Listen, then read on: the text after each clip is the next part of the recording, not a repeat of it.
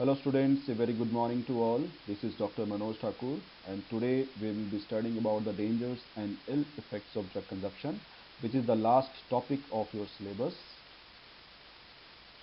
So first of all, starting with the definition of drugs, what basically are drugs? So drugs are chemical substances that when consumed causes a change in an organism's physiology including its psychology.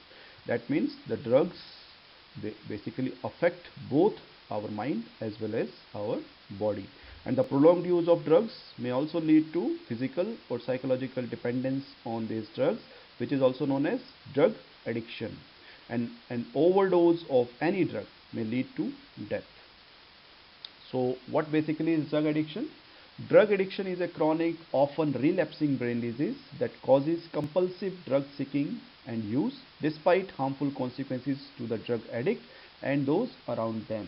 तो drug addiction क्या है? Basically drug addiction एक मानसिक बीमारी है जिसमें कि उसके जो हार्मफुल जो इम्पैक्ट्स हैं या जो उसके नुकसान हैं जो ड्रग एडिक्ट है उसके ऊपर, और जो उसके अराउंड उसके फैमिली है, फ्रेंड्स हैं और सोसाइटी है उसके ऊपर, ये जानते हुए भी हम वो ड्रग लेने की जो आदत है वो नहीं छोड़ पाते. This is basically drug addiction. Coming to the next part, why do people try drugs? So there are many reasons for this. पहला रीज़न हो सकता है to feel older, and this particular reason is applicable to the younger generation. Generation हमारी 15 से 25 साल के बीच में है, उनके लिए एप्लीकेबल हो सकता है, specially late teenagers and early जो अपनी 20s में हैं.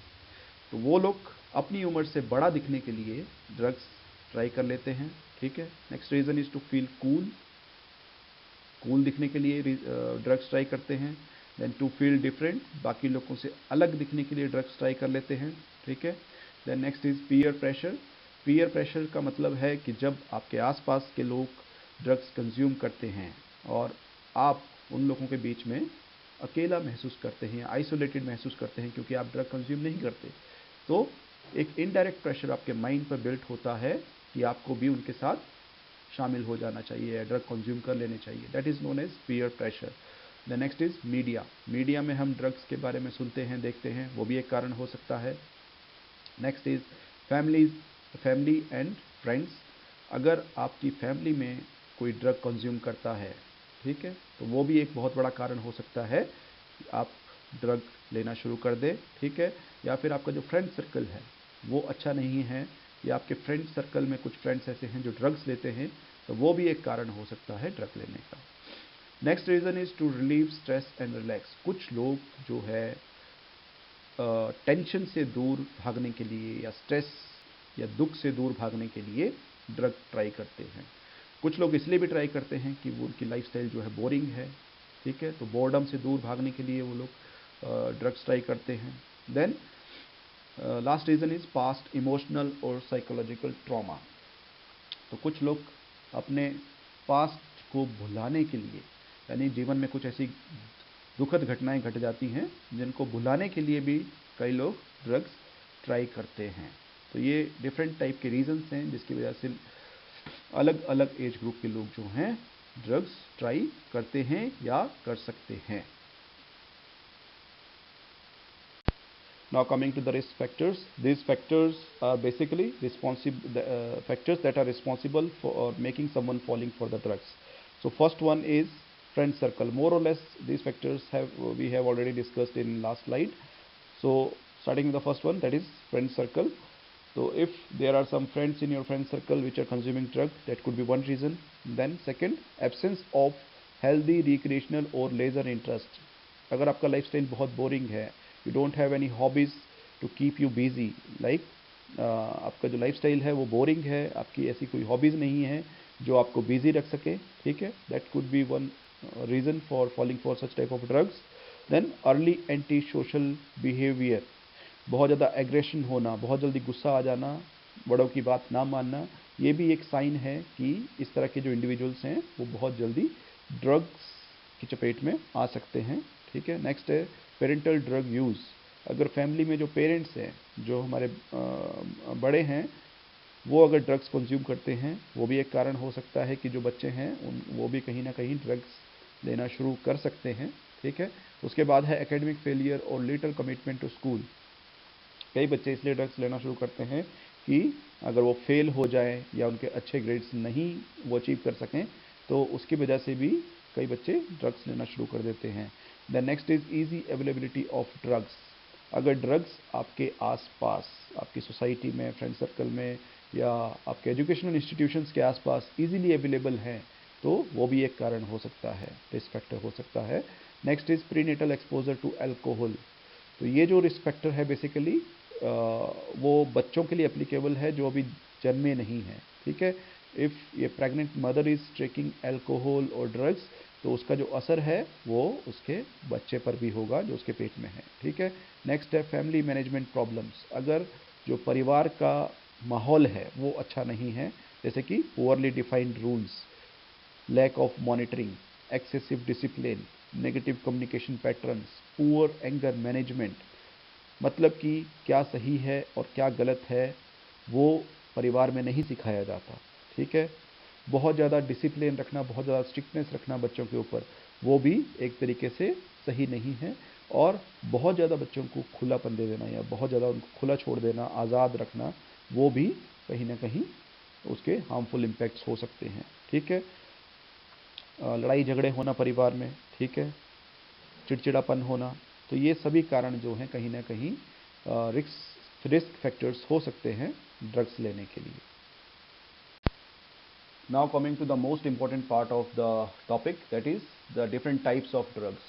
So basically the drugs has been classified into four main categories. Number one is stimulants, second is depressants or sedatives, third one is narcotics, and the fourth one is hallucinogens. Stimulants को हिंदी में हम लोग उत्तेजक भी कहेंगे because they basically speed up the activity of brain and central nervous system. वो हमारे brain और सेंट्रल नर्वस सिस्टम की जो एक्टिविटीज़ हैं उसको बढ़ा देते हैं, ठीक है, इसलिए उनको उत्तेजक भी कहा जाता है। जो डिप्रेसेंट हैं they are basically known as अवसाद in Hindi because they acts just opposite to the stimulants, मतलब कि वो जो ब्रेन और सेंट्रल नर्वस सिस्टम की जो एक्टिविटी है उसको स्लो डाउन कर देते हैं, ठीक है। Next is narcotics. Narcotics they basically act as depressant and analgesics. Analgesics means जो आपको पेन से छुटकारा दिलाते हैं, मतलब पेन किलर का काम करते हैं। That reduces the tension, anxiety and respiration rate. These are known as narcotics, जिसको हिंदी में कहेंगे नशीले पदार्थ। लास्ट इज हेल्यूसिनोजेंस, जो कि हिंदी में जिसको हम कहते हैं भ्रांतिजनक, जो भ्रांति पैदा करते हैं। These drugs basically alters the users state of consciousness, मतलब कि वो आपकी ऑडिटरी और जो विजुअल सेंसेशन है, मतलब जो सुनने की और जो देखने की आपकी सेंसेस हैं उसके साथ छेड़छाड़ करते हैं। These are known as hallucinogens. तो जो एग्जाम्पल हैं स्टिमुलेंट्स के, जो नंबर वन टाइप का ड्रग है दैट आर कैफीन, जो कॉफ़ी में, एनर्जी ड्रिंक्स में, टी में एटसेट्रा इन सब चीज़ों में पाई जाती है, ठीक है। देन निकोटिन, जो सिगरेट में, बीड़ी में या किसी भी टोबैको वाले प्रोडक्ट में पाई जाती है। Then amphetamines which is also known as meth or ecstasy drug, then bath salts, then cocaine, all these are the example of stimulants. Then examples of depressants, alcohol, sharab, whether it is in the form of beer, wine, vodka, tequila, gin, etc. Any alcoholic content that basically acts as depressant. Then tranquilizers, sleeping pills, marijuana. Marijuana is basically bhang. So all these are the examples of depressants. Then coming to the examples of narcotics, morphine and heroine, जो हम लोग आजकल news में देखते रहते हैं, काफ़ी हिमाचल में भी जो है काफ़ी ज़्यादा ये फैल चुका है। चिट्टा, चिट्टा जो है बेसिकली क्या है, दैट इज़ हीरोइन।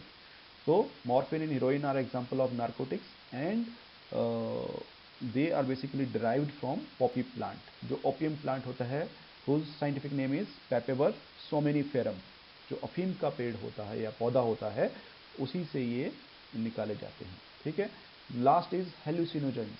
हेल्यूसिनोजेंस के जो एग्जांपल्स हैं they are LSD, lysergic acid, and ecstasy drug, magic mushrooms, peyotes, PCPs, all these are the examples of hallucinogens.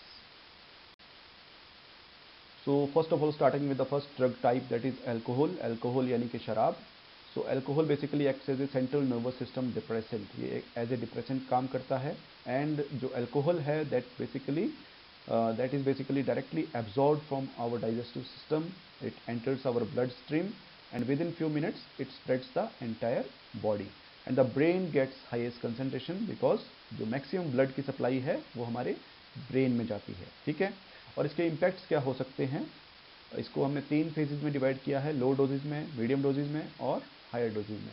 तो लो डोजेज में एक टेम्पररी जो है रिलैक्सिंग इफेक्ट हमारी बॉडी में हो सकता है। तो जो टेंशन्स होती हैं माइंड में, जो सोचने और विचार करने की जो प्रक्रिया चलती रहती है, उससे थोड़ा ये रिलैक्सिंग इफेक्ट टेम्पररी जो है, फॉल्स रिलैक्सिंग इफेक्ट जो है वो हमारी बॉडी में हो सकता है। Then it also lowers inhibitions, जो हमारे झिझक है, झिझकपन होता है, जैसे हम किसी से बात नहीं कर पाते या 4 लोगों के सामने बात नहीं कर सकते, तो उस झिझक को कहीं ना कहीं ये कम करता है टेम्पररीली, ठीक है। देन इम्पेयर्ड कंसंट्रेशन, जो हमारी कंसंट्रेशन है, चाहे वो आप पढ़ाई कर रहे हों या कोई और काम कर रहे हों, तो किसी भी टाइप से जो हमारी कंसंट्रेशन है उसको ये रिड्यूस करता है। It also slowers reflexes and impaired reaction time, जो हमारी बॉडी का रिफ्लेक्स एक्शन है, ठीक है। कोई भी जो एक्शन होता है, ठीक है, मान लीजिए मैंने आपके हाथ में सुई चुभाई और आप सुई चुभते ही एकदम क्या करेंगे, हाथ पीछे कर लेंगे, लेकिन जब आप अल्कोहल के इन्फ्लुएंस में होंगे तो आपका जो रिएक्शन टाइम है हाथ पीछे करने का वो रिड्यूस हो जाएगा, ठीक है। मतलब जो हमारी बॉडी के रिफ्लेक्स एक्शंस हैं या रिएक्शन टाइम है वो रिड्यूस हो जाते हैं। Then it also reduces the coordination mechanism between our brain and our motor organs like our hands, our feets, ठीक है। जो हमारे मोटर ऑर्गन्स हैं उनका जो कोऑर्डिनेशन मैकेनिज्म है वो बिगड़ जाता है, ठीक है, रिड्यूस हो जाता है। और मीडियम डोजेज में बात करें तो it may lead to slurred speech, ठीक है। Then it may lead to drowsiness, नींद आ सकती है। Then it may lead to altered emotions, कभी आप सुख मतलब हंसेंगे, कभी रोएंगे, ठीक है, आपके इमोशंस जो हैं उसको ऑल्टर करता है, ठीक है। Then in higher dosages it may lead to vomiting, ठीक है। कोई भी चीज़ या कोई भी सब्सटेंस जो हमारी बॉडी में एंटर करता है और अपनी जब एक लिमिट वाली कंसंट्रेशन लिमिट से बाहर या ज़्यादा जो है हमारी बॉडी में एंटर कर जाता है तो हमारी बॉडी उसको रिजेक्ट कर देती है, ठीक है। तो वही है कि हायर डोजेज में जो है वॉमिट हो सकता है। Then it may also lead to breathing difficulties, सांस लेने में दिक्कत हो सकती है, बेहोश हो सकते हैं, ठीक है। ज़्यादा डोज हो गया तो कोमा में भी जा सकते हैं और बहुत ज़्यादा डोज हो गया तो अल्टीमेटली क्या होगा, इससे डेथ भी हो सकती है।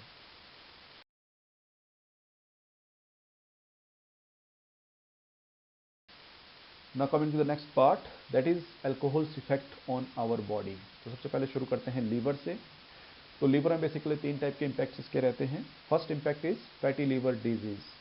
तो जो भी लोग अल्कोहल कंज्यूम करते हैं, चाहे स्मॉल क्वांटिटी में या ज़्यादा क्वांटिटी में, ठीक है, ओकेजनली या regularly, they may suffer from fatty liver disease, जिसमें कि आपका लीवर जो है उसमें फैट के डिपॉजिट्स इकट्ठे हो जाते हैं, that is known as fatty liver disease. But this disease is basically reversible, means अगर आप अल्कोहल कंज्यूम करना बंद कर देते हैं तो आपका जो लीवर है वो नॉर्मल स्टेट में आ जाता है। दूसरा जो इम्पैक्ट है that is alcoholic hepatitis.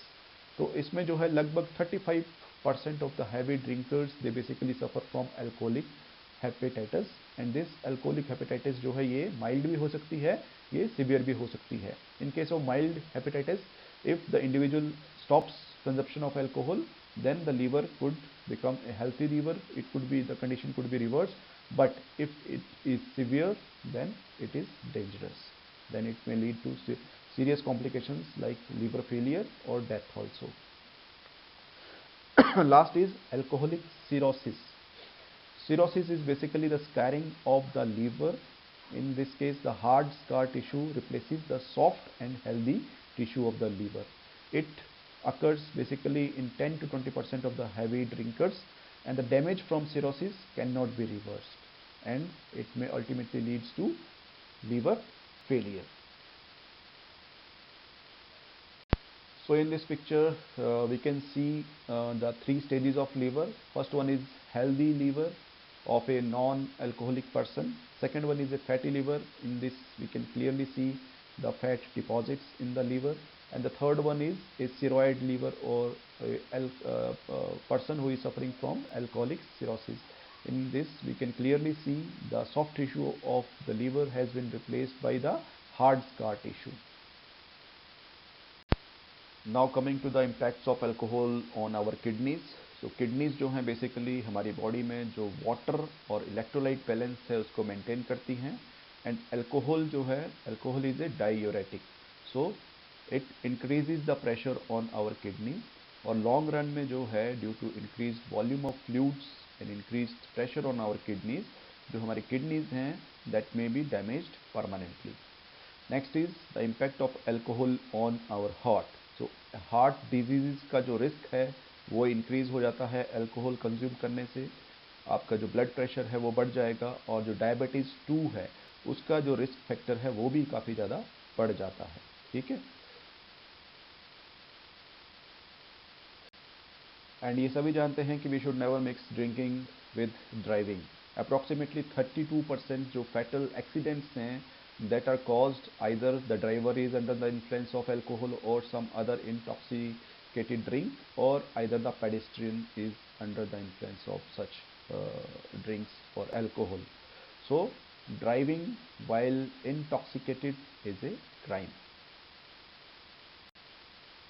The next drug we are going to study is tobacco or nicotine. So basically nicotine is found in tobacco, and it is the basically it is responsible for the addiction, this nicotine which is found in tobacco. And tobacco we got from tobacco plant. The scientific name of tobacco plant is Nicotiana tabacum. Or tobacco is consumed in 3 forms basically. It may be smoked, it may be chewed, or it may be sniffed as well. Tobacco में जो है लगभग 4000 type के different chemicals पाए जाते हैं. ठीक है, this group of chemicals are known as tar, and nearly 19 known chemicals are found in tobacco which are responsible for causing cancer, means they are carcinogenic. Now coming to the consequences or the impacts, what could be the impacts or consequences of the tobacco or nicotine consumption? First of all, the respiratory problems. Due to the consumption of tobacco कई तरह की respiratory problems हो सकती हैं. It may lead to chronic bronchitis. Bronchitis is basically inflammation of our bronchioles. Then it may also lead to chronic obstructive pulmonary disease, that is COPD. It may also lead to emphysema, and if someone is suffering from asthma, किसी को asthma या दमा की problem है तो उसकी जो asthma या दमा की जो प्रॉब्लम है वो काफ़ी ज़्यादा इससे बढ़ सकती है. Second is the impact on our cardiovascular system. So consumption of tobacco may also lead to different types of heart diseases. It may lead to heart attacks, heart failure, and strokes as well. Then tobacco also carries the risk of cancer with it, and smoking is the leading cause of basically different types of cancer that may include lung cancer, throat cancer, mouth cancer, esophageal cancer, pancreatic, bladder, or cervical cancer. Next is the impact of smoking or tobacco consumption on reproductive health. So smoking may lead to infertility. It may lead to erectile dysfunction in men. It may also increase the complications during pregnancy. Then it may also increase the risk of birth defects in infants that are born to smoking mothers. Then next impact is premature aging. The person who are smoker who smokes regularly, they matures earlier as compared to non-smoker persons. Like चेहरे पे जो झुर्रियाँ हैं, झुर्रियों का पड़ जाना, that is a sign of aging. The next is second hand smoke. तो ज़रूरी नहीं है कि जो सारे इम्पैक्ट्स हमने अभी स्टडी किए वो सिर्फ स्मोकर पर्सनस के ऊपर ही इम्पैक्ट डालते हैं. अगर आप किसी ऐसी विसिनिटी में रहते हैं, किसी स्मोकिंग पर्सन की विसिनिटी में रहते हैं, फॉर एग्जांपल आपकी फैमिली में कोई स्मोक करता है, ठीक है, रेगुलरली, और या फिर आपकी कोई फ्रेंड सर्कल है जिसमें कि आप रेगुलरली स्मोकर्स की विसिनिटी में इन या फिर उनके इन एंड अराउंड आप रहते हैं, तो आप एक तरह से क्या हैं, सेकेंड हैंड स्मोकर हैं. Means the smoke that is exhaled by the primary smoker is indirectly inhaled by you. So जो ये सारे इम्पैक्ट्स हमने पढ़े हैं, वो एक तरीके से जो सेकेंड हैंड स्मोकर है उसको भी इम्पैक्ट कर सकते हैं, चाहे वो हार्ट डिजीज़ है या फिर रेस्पिरेटरी प्रॉब्लम्स हैं। ठीक है। Last is the addiction.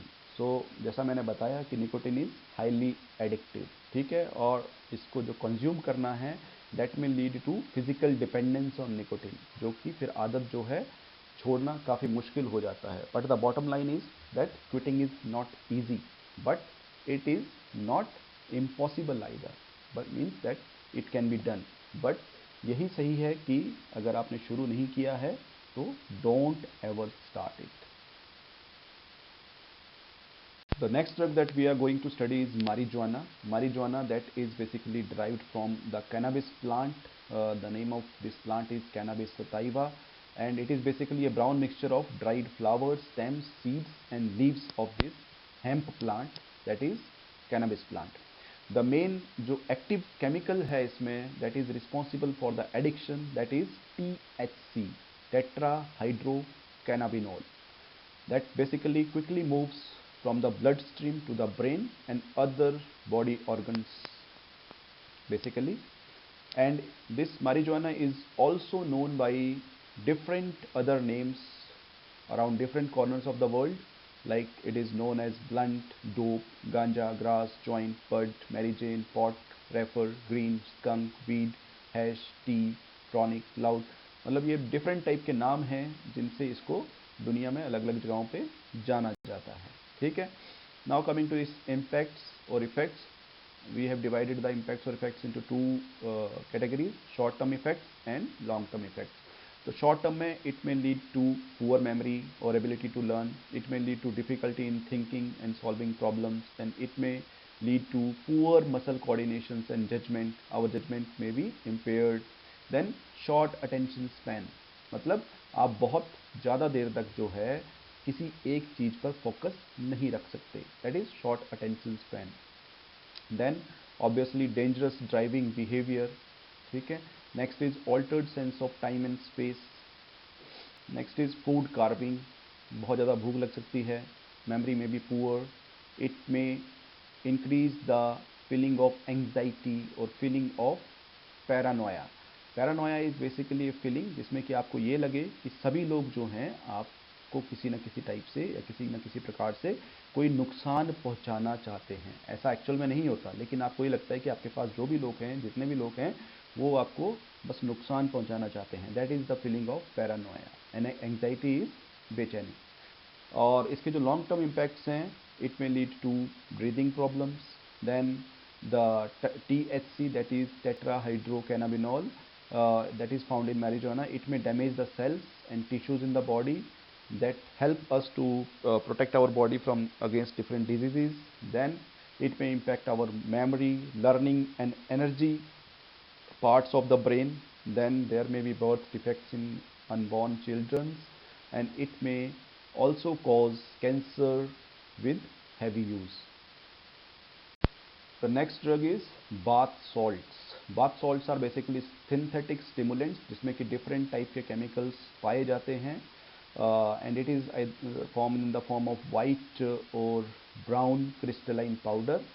And different type of chemicals that are found in bath salts, they may be amphetamines or they may be MDMA or ecstasy drugs, which we'll be studying shortly.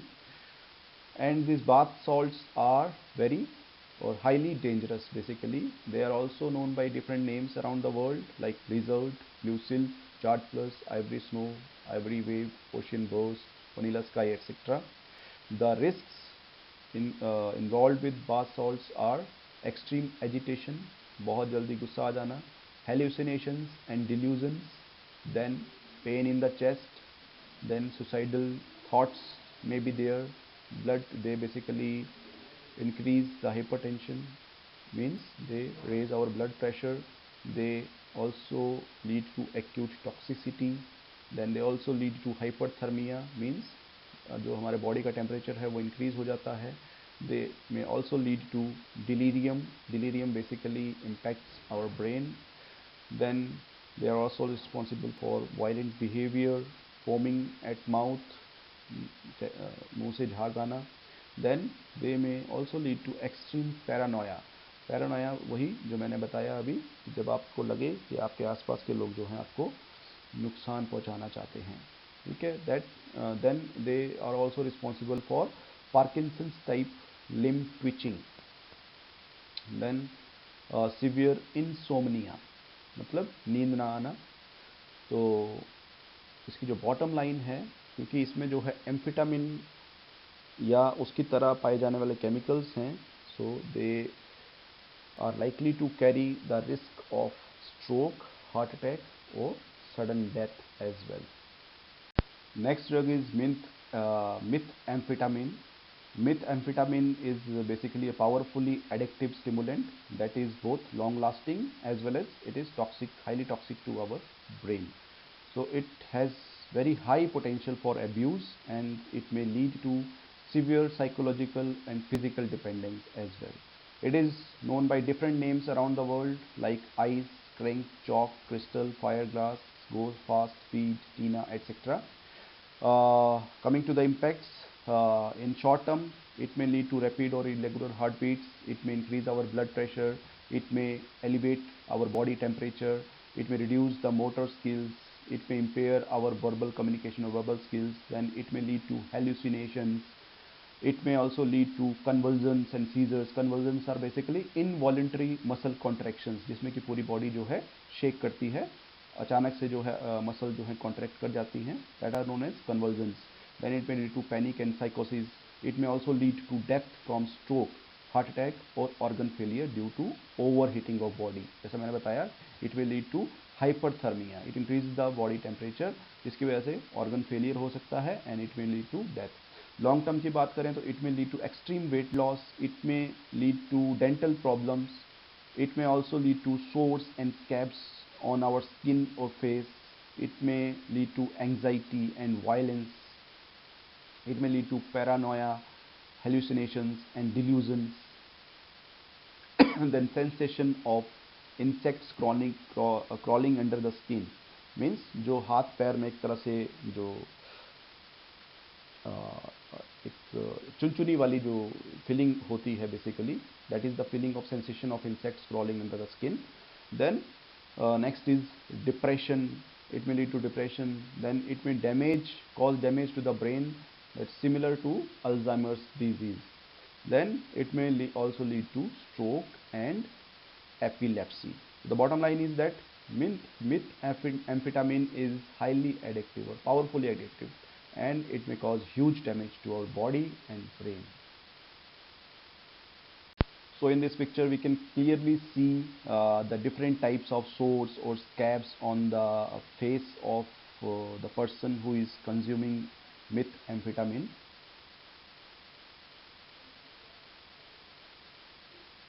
The next and the most important drug is heroin, जिसको कि हम commonly जो है चिट्टा के नाम से भी जानते हैं और हिमाचल में काफ़ी ज़्यादा आजकल ये सुनने को हमें मिल रहा है, ठीक है।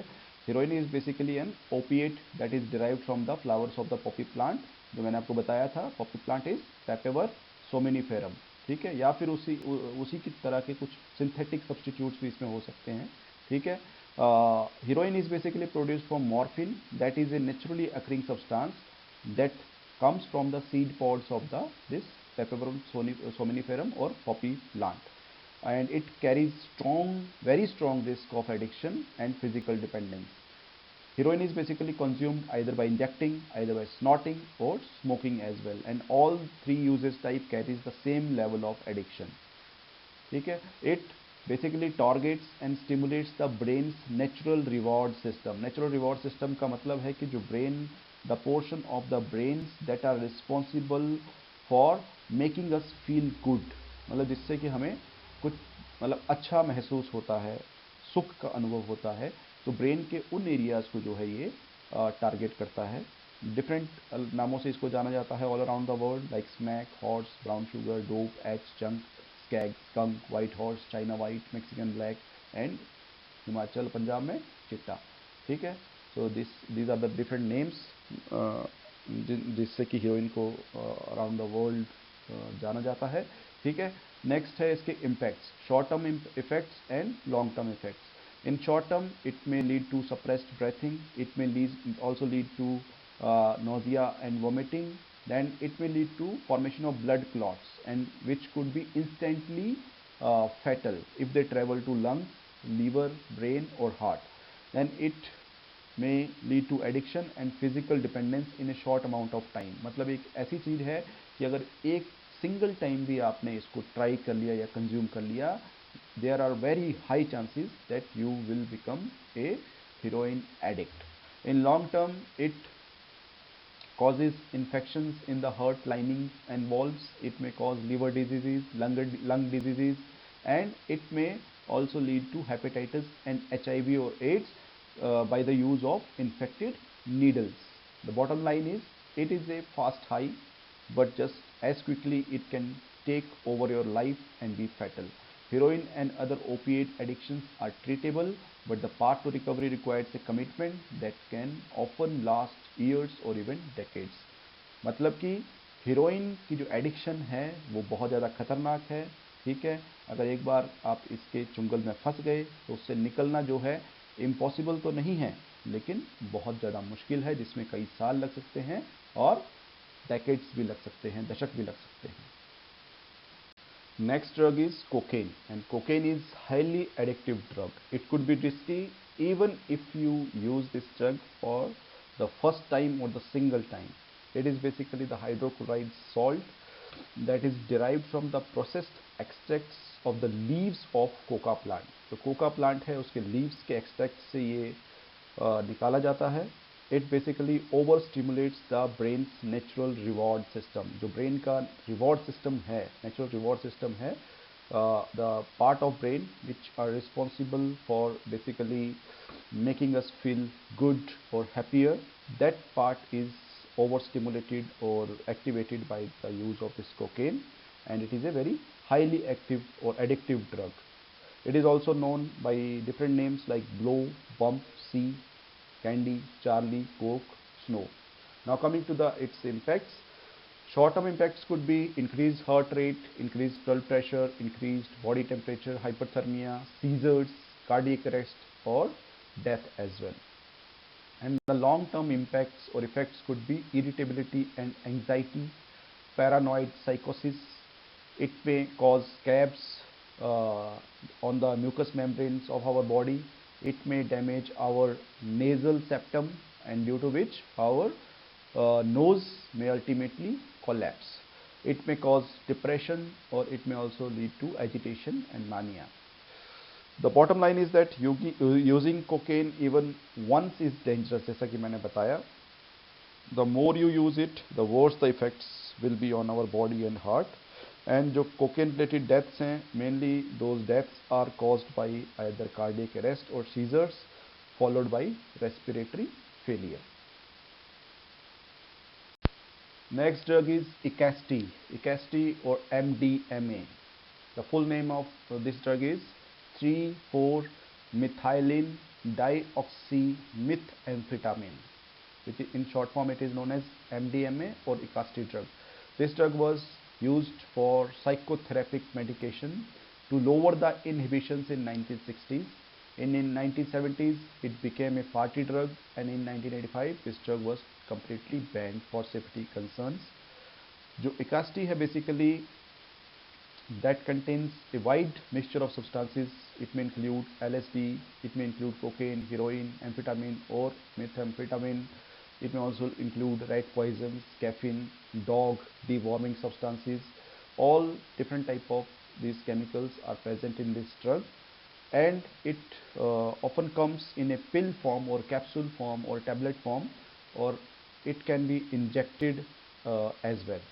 The impacts, short-term impacts could be impaired judgment, false sense of affection, confusion, depressions, sleep problems may be there, severe anxiety and paranoia may be there, faintness and chillness or swellings, then blurred vision, involuntary teeth clenching, nausea, and the long-term impacts could be long-lasting brain damage could be there. It damages critical functions of brain such as learning, sleep, and emotions. It also degenerates the nerve branches and endings. It may lead to depression, anxiety, and memory loss. It may also lead to kidney failure, hemorrhaging. Hemorrhaging is basically rupturing of the blood vessels. It may lead to psychosis. It may lead to convulsions. It may also lead to death. The last drug that we are going to study is LSD, and LSD stands for lysergic acid diethylamide. It is a most potent and mood changing chemical basically, and it is manufactured from lysergic acid that is found in the ergot fungus, which basically grows on the flowering of rye plant or other food grains. It is also known as by the name of acid, and it is sold as either small tablets, capsules, or small or very small gelatin squares, as you can see in the picture. It causes serious disconnection from reality. मतलब आप जो है सच्चाई से काफ़ी दूर चले जाते हैं बेसिकली, और इसका जो इम्पैक्ट है वो भी काफ़ी इसमें लंबा रहता है, लगभग 12 घंटे या उससे भी ज़्यादा, ठीक है। और जब आप वापस इसका जो इम्पैक्ट वाला टाइम पीरियड है उसको हम एक ट्रिप के नाम से जानते हैं, और जब इसका ट्रिप ख़त्म होता है, यानी इसका जो फिजिकल या साइकोलॉजिकल इम्पैक्ट हमारी बॉडी पर जब ख़त्म होता है, तो it basically transforms into dissociation and disappear. मतलब आप जब रियलिटी फेस करते हैं तो काफ़ी ज़्यादा डिप्रेशन और दुख के आप जो है शिकार हो सकते हैं, ठीक है। इसके जो इम्पैक्ट्स हैं, physical impacts, it leads to dilation of pupils, जो हमारी आंखों में प्यूपिल होता है, it leads to its dilation. It also it may either lead to increase or decrease in the body temperature, hyperthermia or hypothermia. It may also lead to sweating or chills, सर्द या गर्म लगना, ठीक है। It may lead to loss of appetite, भूख ना लगना, sleeplessness, नींद ना आना, dry mouth and tremors. और इसके जो मेंटल इम्पैक्ट्स हैं, it may lead to delusions, मतलब एक भ्रांति वाली ज़िंदगी में जीना आप शुरू कर देते हैं, रियलिटी से काफ़ी दूर।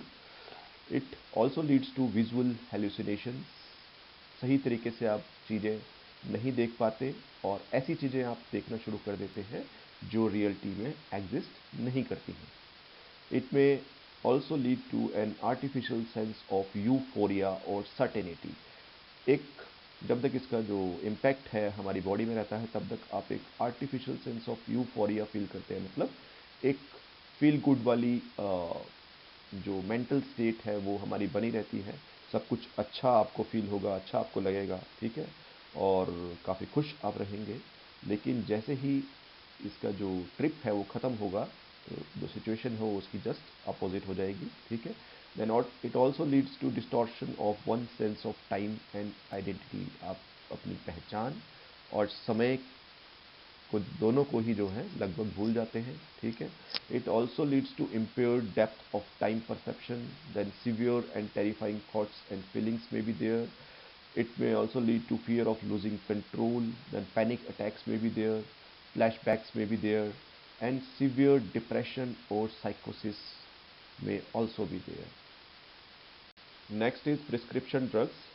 Prescription drugs are basically certain type of medicines or medications that has been prescribed by a registered medical practitioner or some doctor to treat certain kinds of medical conditions basically, but the misuse or self-medication of these drugs by certain peoples, especially the teens or young adults, is a serious issue.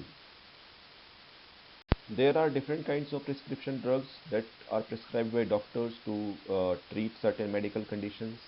Like number one is depressants, which are basically downers or sleeping pills, which decrease our body's activity. These slow down the brain or the central nervous system function. They may include sedatives, and these type of drugs are basically they make the person very calm and also reduces the tension and anxiety.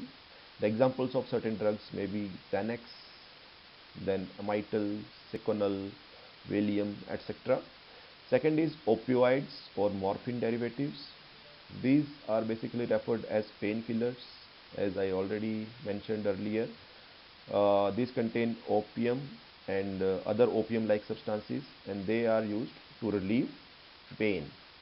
The examples of certain these type of drugs are Florional, Roxanol, Demerol, Duramorph, and many other such drugs. Then third type are stimulants. They are also known as uppers or speed, which basically increase the energy level and alertness in our body. And the example of such drugs are Ritalin, Concerta, Bifetamin, etc. And the last one are antidepressants. They are basically given to the person suffering from depression. They are basically psychiatric drugs that are supposed to handle depression. Example of such drugs are Prozac, Paxil, Celexa, and Remeron.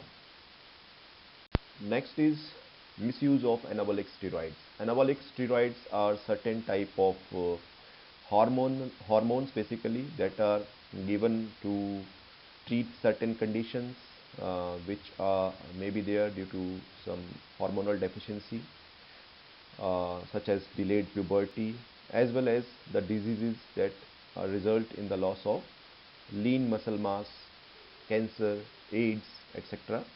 But some people, especially the athletes like bodybuilders and others who are basically engaged in heavy physical activity or exercise, abuse these drugs to gain energy or to gain muscle mass or to succeed in their respective competitions, which is a big problem. These type of drugs may lead to very serious health impacts basically. In males, these anabolic steroids may lead to shrinkage of testicles. There may also be reduced sperm count for infertility. They may lead to baldness, development of breasts in males, then increased risk of prostate cancer. In females, growth of facial hairs may be there. Male pattern baldness may be there in females, which is otherwise not found in female. Then there may be changes in the voice patterns, or deep voice may be there in female, and it may also alter the menstrual cycles in female. और adolescents की बात करें, यानी कि young generation की बात करें, they may lead to stunted growth due to premature skeletal maturation, and also there is a risk of not reaching the expected height if steroid use precedes the typical adolescent's growth spurt. In this slide, you can see some of the well-known celebrities who have died at very early age due to drug abuse basically. And here you can see that most of them are aged well below 50 years. It is 31 years, 46 years, 48, 27, Michael Jackson at the age of 50, then 28. So drug abuse may certainly lead to death if it is not controlled earlier. Now the consequences of drug use on children. So in children, they may lead to miscarriages if the pregnant mother is using drugs. Okay? It may lead to abortions or miscarriages. There may be premature birth, maybe there before 9 months. If some baby is taking birth before 9 months, then the baby is not mature enough to survive, and that could be one of the impact. Then low birth weight may be there. पैदा होने के बाद जो बच्चे का wait है वो काफ़ी कम हो सकता है. There may be some birth defects as well. Then even if the baby survives, there may be a lot of developmental problems in children in the later years of life. Next is consequences of drug use on society. So what could be the consequences or impacts of drug use or abuse on society? the most important impact of drug abuse on society is increase in crime rate. So the people who are engaged in drug use or abuse, they may also be engaged in drug possession, they may be engaged in drug use, drug trafficking, or also in the drug manufacturing basically. There may be instances of theft, चोरी की वारदातें हो सकती हैं, robbery में भी there, motor vehicle theft में भी देयर, और मर्डर भी हो सकता है. ठीक है. Then what are basically the ultimate results. First one is the productivity decreases. Whether you are a student और whether you are an employ, your productivity will decrease. आपकी जो पढ़ाई करने की क्षमता या फिर काम करने की जो क्षमता है वो कम हो जाएगी. Second is poverty. Drug abuse may lead to poverty because these drugs are very costly and you will spend all of your money or your parents' money on these drugs and the family will ultimately become poor. Then it may also lead to impaired governance or corruption. To understand this, for example, there are some rich and influential families. If their child's or family member has been caught in such drug abuse case or drug use case, then they may use their power or money to get them free from police. And in this, by doing this, they may impair the governance system or they may increase the corruption level also. Then drug use may also land you in jail, or you may also be imposed heavy legal fines. Then there may be trouble getting employment because अगर employer को पता लग जाता है कि आप drugs लेते हैं, they will not employ you, they will not give you job.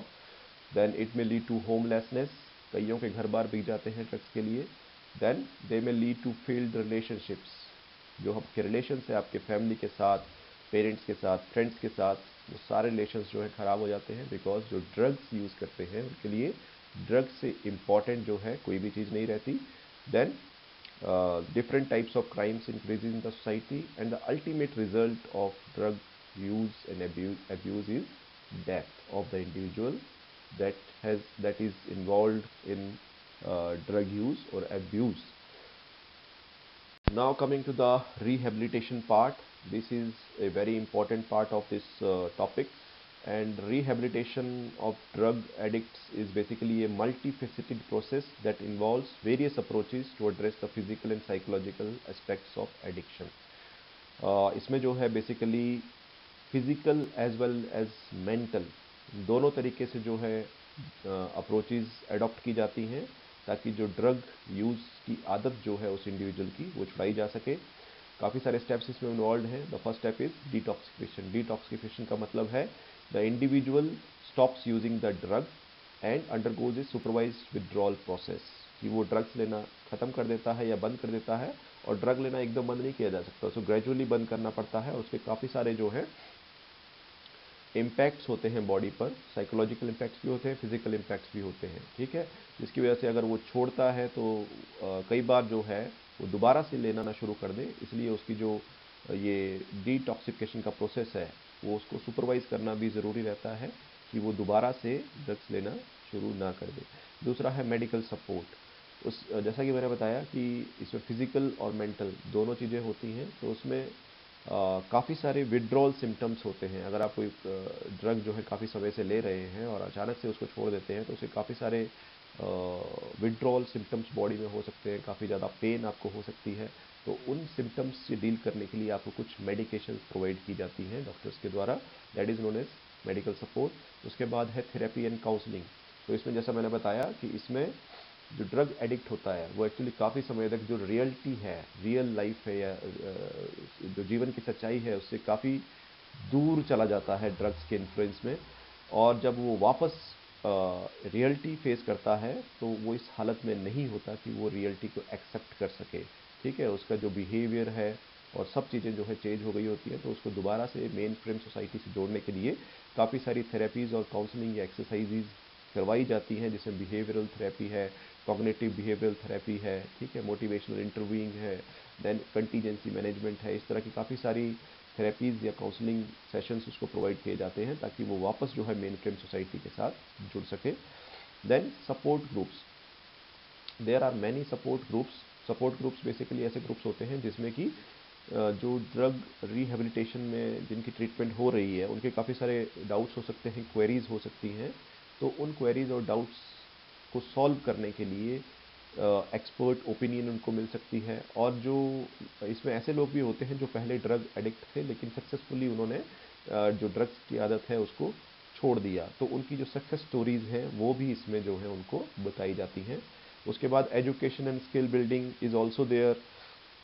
Then they are also taught yoga, meditation, art therapy, then mindfulness practices are also done. Then family involvement is very important. This can help them to repair the broken relationships and help them improve communication and also create a supportive environment, ताकि जो आपका drug addict है वो अपने आप को isolated जो है महसूस ना करे। ठीक है। और लास्ट में है आपका continued monitoring and evaluation. This is the most important, कि मॉनिटरिंग सबसे इम्पॉर्टेंट है कि जो ड्रग एडिक्ट जिसका कि इलाज हो रहा है वो दोबारा से ड्रग लेना ना शुरू कर दे, उसके लिए मॉनिटरिंग ज़रूरी है। और इवैल्यूएशन इसलिए ज़रूरी है कि उसकी प्रोग्रेस कितनी हो रही है, कितना वो इम्प्रूव कर पा रहा है physically as well as mentally. तो ये सारे जो स्टेप्स हैं ये रिहेबिलिटेशन के जो है काफ़ी इम्पॉर्टेंट स्टेप्स हैं। और जो रिहेबिलिटेशन है वो सिर्फ ड्रग एडिक्ट ये चाहे कि वो ड्रग्स की आदत छोड़ना चाहता है और वो ड्रग्स की आदत छोड़ देगा, और सिर्फ उसके सोचने से या करने से ये नहीं अचीव हो सकता। इसमें जो है उसके फैमिली का, उसके फ्रेंड्स का, सोसाइटी का, सभी का रोल रहता है। ठीक है। तो इसमें हम सभी के जो रोल हैं उनके बारे में बात करेंगे। सबसे पहले जो फैमिली और फ्रेंड्स हैं, what is the role of family and friends in the rehabilitation process. तो families basically they provide the emotional support provide करते हैं। They may encourage the individual और देयर फैमिली मेम्बर, और अंडरस्टैंडिंग को वो बढ़ावा दे सकते हैं, ताकि जो इंडिविजुअल रिहेबिलिटेशन के प्रोसेस में है वो सक्सेसफुली उस प्रोसेस को कंप्लीट कर सके। Then involvement of family members in the therapy session is also very important. जो है बेसिकली उनके जो रिलेशनशिप्स हैं जो कहीं ना कहीं टूटने की कगार पे पहुंच गए थे या टूट गए थे, उनको बिल्ड करने में हेल्प करेगा। जो फैमिली में एक डिसफंक्शनल डायनामिक्स, मतलब कि डिसफंक्शनल डायनामिक्स का मतलब है जिस फैमिली में कुछ भी ऑर्गेनाइज नहीं है, हमेशा लड़ाई झगड़े मारपीट इस तरह के इंसिडेंसेस होते रहते हैं, that is known as dysfunctional dynamics. तो इस तरह की डिसफंक्शनल डायनामिक्स को कम करने में या सॉल्व करने में ये हेल्प करेगा। ठीक है। एडिशनली जो फैमिली मेम्बर्स हैं they can learn about the addiction, set boundaries and participate. जो फैमिली मेम्बर्स हैं उनको भी जो है एडिक्शन के बारे में पता लग सकता है। ठीक है। उसके बाद जो बाउंड्रीज हैं वो सेट की जा सकती हैं कि व्हाट इज़ गुड और what is bad for them. Then they can also participate in the after care planning to support their loved ones, ताकि वो अपनी जो जर्नी है वो सक्सेसफुली कंप्लीट कर पाए। फ्रेंड्स जो हैं they can be the source of social support, they can be companion and they can also have a positive influence during the entire rehabilitation process of their friend. Then coming to the role of society, the society basically plays a role in reducing the stigma surrounding the addiction and providing resources and opportunities for the individual in recovery to reintegrate into the community. क्योंकि drug addict जो है, हमेशा society में हम लोग क्या देखते हैं कि जो इंडिविजुअल या जो इंसान ड्रग लेता है उसको हम लोग एक तरह से आइसोलेट कर देते हैं कि ये ड्रग लेता है, इससे बात नहीं करनी है, इसको दूर कर देना है। ठीक है। उसको जॉब नहीं देनी है, उसको पढ़ने नहीं देना है। ठीक है। तो इस तरह की चीज़ों को जो है सोसाइटी डील कर सकती है। दे में प्रमोट द एजुकेशन, ताकि उसकी जो एजुकेशन है उसकी वो इम्पैक्ट ना हो। एम्प्लॉयमेंट उसको प्रोवाइड की जाए, जो रिहेबिलिटेट हो रहा है उसको एम्प्लॉयमेंट भी ज़रूरी है, उससे उसकी पॉजिटिव एनर्जी बिल्ड होगी। और they may provide the housing and health care services to the family having a drug addict person.